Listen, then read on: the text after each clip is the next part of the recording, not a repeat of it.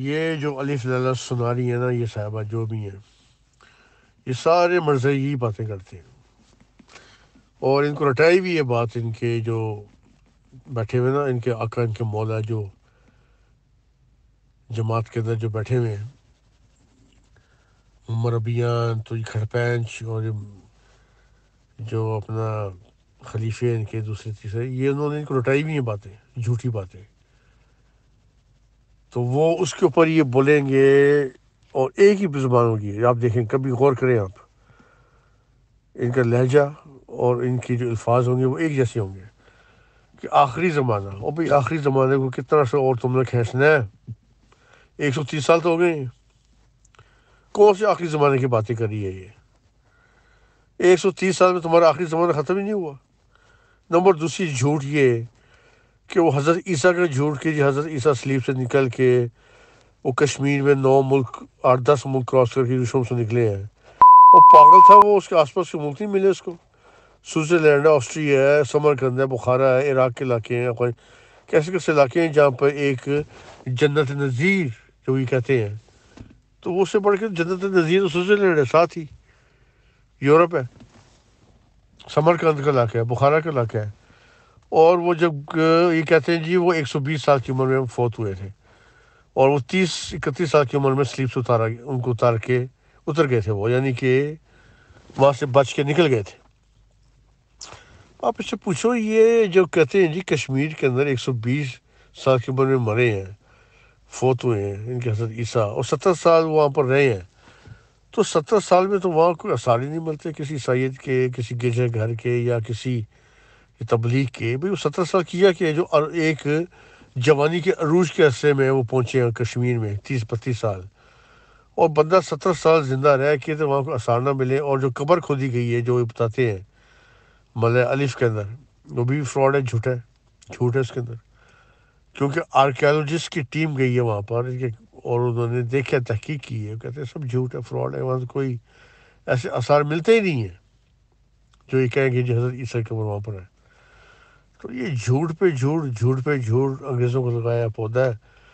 اور ان سے یہ پوچھو، یہ جو صحابہ جو ہیں، ان سے پوچھو کہ کون سے حدیث ہے، کون سی قرآن ہے، تو وہ پھر جلیبی کی طرح سے باتیں شروع کر دیں گے، جی آپ کو نہیں پتہ تھا کہ فلانی حدیث، آپ کو نہیں پتہ، وہ چاند اور یہ سورج کا حوالہ نکال دیں گے کہ چاند کو گرہن ہوگا رمضان کے مہینے میں، تو اور یہ ہوگا، تو سب جھوٹ، سب فراڈ، سب الف لیلا کی کہانیاں، وہ یہ کوکاف کے جن، تو یہ کوکاف کی پریاں، تو اڑتا ہوا قالین، وہ بیچ میں شامل کر دیں گے، یعنی من گھڑت خبریں جس سے کوئی حقیقت کا کوئی دور دور تک کوئی تعلق نہیں ہے، اور وہ سارا جھوٹ ایک سوچی سمجھی اسکیم کے تحت جو انگریزوں نے ایک پودا لگایا تھا، ٹھیک ہے نہیں، ایک انگریزوں نے جو ایک قادیانیت کا پودا لگایا مسلمانوں کے اندر انتشار پھیلانے کے لیے، وہ الف لیلا کی کہانیاں وہ شروع کر دیں گے بولنی، جس کا حقیقت سے کوئی پہلو کوئی ہے ہی نہیں ہے، کوئی تعلق ہی کوئی نہیں ہے۔ اور اگر اس سے پوچھے کہ بھئی یار یہ وہ بندہ جس نے آنا تھا امام مہدی نے، جس کا ذکر تم کا عیسیٰ بن مریم، اور یہ حوالات جو دیتے رہتے ہیں کہ جی کہ سارے مذاہبی اسی کا انتظار کر رہے تھے، تو اس نے اپنے کیے ہوئے گھر میں مرنا تھا، بدبو کے اندر مرنا تھا، اتنا وہ گندا بندہ آتا تھا کہ وہ گند کے اندر آ کے مرے۔ اس سے بندہ یہ سوال پوچھے کہ وہ نیک شریف بندہ ہوتا تو کسی اچھے انداز میں کسی پاک صاف جگہ پہ مرتا، بے شک سوئے میں مر جاتا، کم از کم پاک صاف جگہ تو مرتا، وہ تو کیے اپنے کیے ہوئے لبڑا ہوا تھا اپنے اس گند کے اندر، جو کہ لوگوں کے ایک لیے ایک عبرت کا مقام ہے۔ تو ان صحابہ سے یہ بھی پوچھے بندہ کہ آپ کے جو عیسیٰ بن مریم نے آ کے اپنے ہی کیے ہوئے گھر میں مرنا تھا، آ کے وہ بدبو سے جو بھکار اس کی نکل رہی تھی، اتنا وہ خبیث قسم کا بندہ تھا، وہ اتنا غلیظ قسم کا بندہ تھا کہ جس کا ذکر قرآن میں ہے، توبہ نعوذ باللہ، ان کو دیکھو ذرا کہ اس شخص کے بندے کا، اس غلیظ بندے کا ذکر قرآن کے اندر تھا کہ اس نے آ کے اپنی گند کے مرنا تھا، کوئی شرم نہیں آتی ان لوگوں کو۔ اوپر سے نہ تو اس کا ذکر قرآن میں ہے، نہ کسی حدیث میں ہے، یہ ایک من گھڑت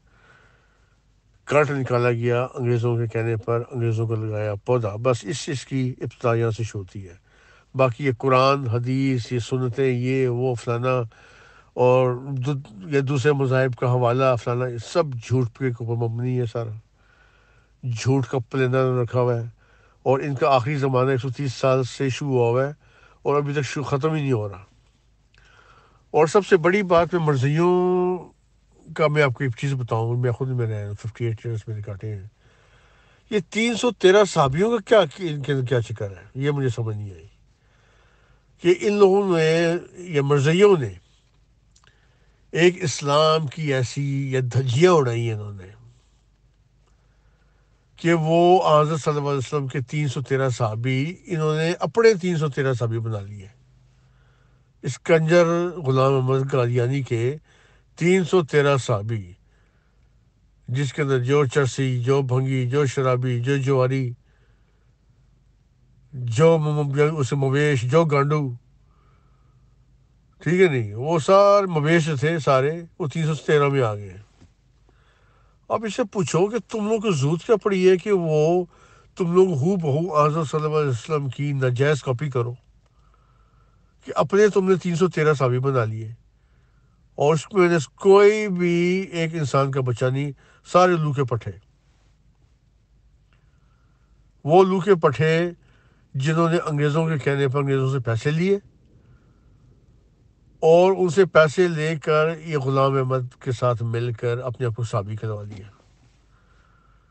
یہ وہ لوکے پٹھے تھے، کیونکہ انگریزوں نے پوری سوچی سمجھی اسکیم کے تحت، جس میں انگریز یہودی تھے، وہ یہودی سے سارے انگریزی تھے نا، انہوں نے سوچی سمجھی اسکیم کے تحت اس کرد کو نکلوایا تاکہ اسلام کے اوپر ایک دھبا لگایا جائے، مسلمانوں کے اوپر ایک کیچڑ اٹھایا جائے۔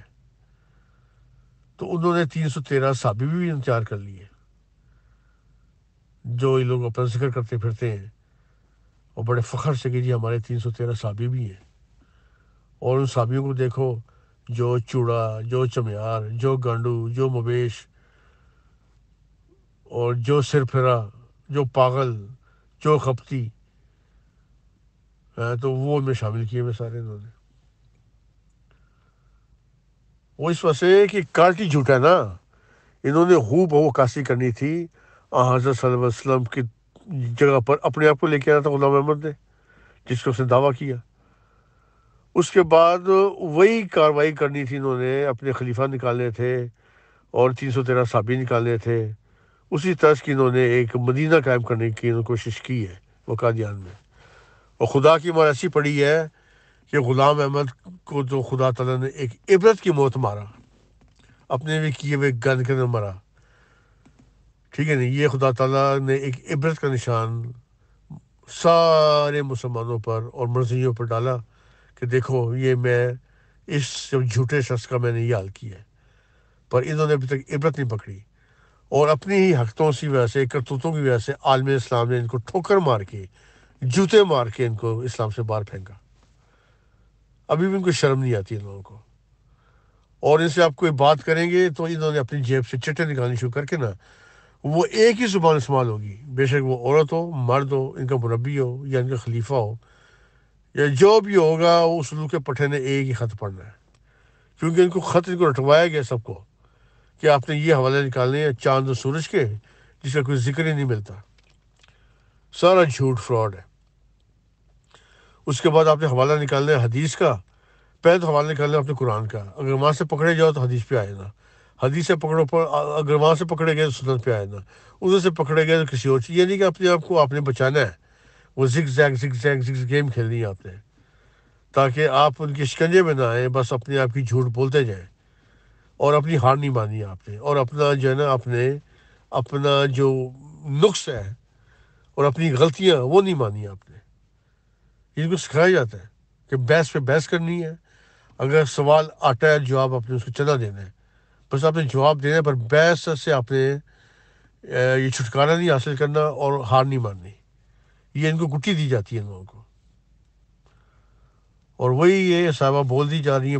رہی ہیں، اور ان کو شعور ہی کوئی نہیں ہے کہ بات کیا ہو رہی ہے، حوالے کیا دے رہی ہے۔ وہ عیسیٰ بن مریم کدھر تھی، یہ غلام احمد الو کا پٹھاکا، یعنی یہ جو اپنے کیے ہوئے گن میں مرا ہے، وہ کدھر؟ اور حضرت صلی اللہ علیہ وسلم کے طرز کے اوپر 313 صحابی بنا کے بیٹھے ہوئے اپنے.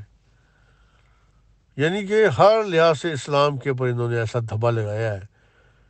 کہ لوگ ان کو جوتے مار مار کے جوتا ٹوٹ جائے گا پر یہ لوگ سیدھے نہیں ہوں گے. ان سے صرف یہ سوال پوچھو اس صاحبہ سے کہ چلو آپ کہتے ہیں اس نے آنا تھا، یہ کہہ رہی ہیں کہ مسیح نے آنا تھا، یہ امام مہدی نے آنا تھا، اور یہ عیسیٰ بن مریم نے آنا تھا جس کے سارے مذہب اظہار کر رہے ہیں. چلو ایک منٹ کے لیے آپ کی بات پہ ہم یقین کرتے ہیں، پر اس کا یہ بتا دیں کہ اس کا مقصد کیا تھا آنے کا.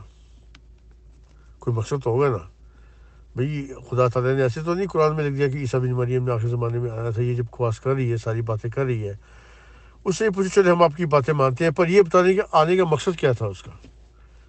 کیا اس نے اسلام کو آگے پھیلانا تھا؟ کیا اس نے آ کر اس دنیا کو اسے چینج کرنا تھا؟ اور 130 سال ہو گئے ہیں، قیامت آئی کوئی نہیں. آخری زمانہ کون سا ہے پھر؟ اور سب سے بڑی بات یہ ہے کہ آپ کو تو عالم اسلام میں یہ جوتے مار کے باہر نکال دیے. کون سے اسلام کی بات کرتے ہیں آپ؟ کون سا اسلام پھیلانا ہے آپ نے تو ایک منافقت پھیلائی ہے آپ نے. کیا اس نے آ کے منافق بننا تھا؟ اس نے آ کے اور اس نے آ کے یہ پاکستان جیسے ملک کے خلاف اسلحہ لینا تھا بس، کہ تاکہ وہ ایک کشکول پکڑ کے آپ کے فقیر جو ہیں 160 ملک جو آپ بولتے ہیں ہمارے 160 ملکوں کی ہماری یہ تبلیغ ہے، تو وہ تبلیغ تو نہیں ہے، وہ تو آپ نے فقیر پھیلے ایسا پھیلائے اپنے.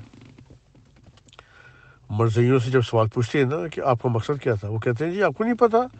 ہمارے تو 160 ملکوں کے اندر تبلیغ ہو گئی ہے، ہم تو دنیا کے اندر چھا گئے ہیں. کیونکہ لوکے پٹھو تمہارے فقیر وہاں پر پہنچ گئے ہیں اپنے کشکول پکڑ کے ان سے خیرات مانگنے کے لیے، کہ یہ کون سی تبلیغ ہے بھائی. اور اوپر سے وہ جوتے کھا رہے ہیں اپنی منافقانہ حرکتوں کی وجہ سے. اور جو بھی یہاں پر ویسٹرن ورلڈ میں آیا ہے اپنے مقصد کی خاطر، اس نے سب پیسے اکٹھے کرنے کے لیے، اور باقی عالم اسلام نے تو تمہیں یہ جوتے مار کے باہر نکال دیے. اب اس سے بڑھ کے لعنت کیا ہوگی تمہارے پر؟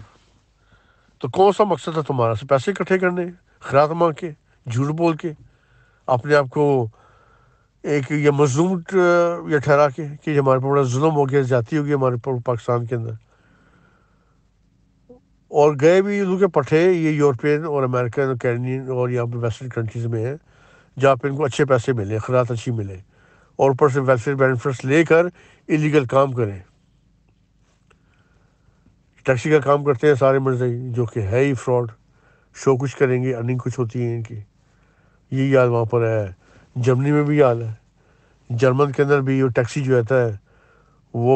1200 کے پیپر بنائیں گے، اندر کھاتے 5-6 ہزار کی امسٹرس ہوتی ہے، ان کی ارننگ ہوتی ہے ان کی. تو وہ کبھی شو نہیں کرائیں گے. وہاں پہ کتنے چلا گیا ان کا خدا، ان کا رسول، ان کا امام مہدی اور ان کی خدائی جماعت کدھر گئی وہاں پر؟ تو یہ سب جھوٹ کے اوپر ہے. سارا کام غلط کام، انلیگل فراڈ بازی، ویلفیئر بینیفٹس کو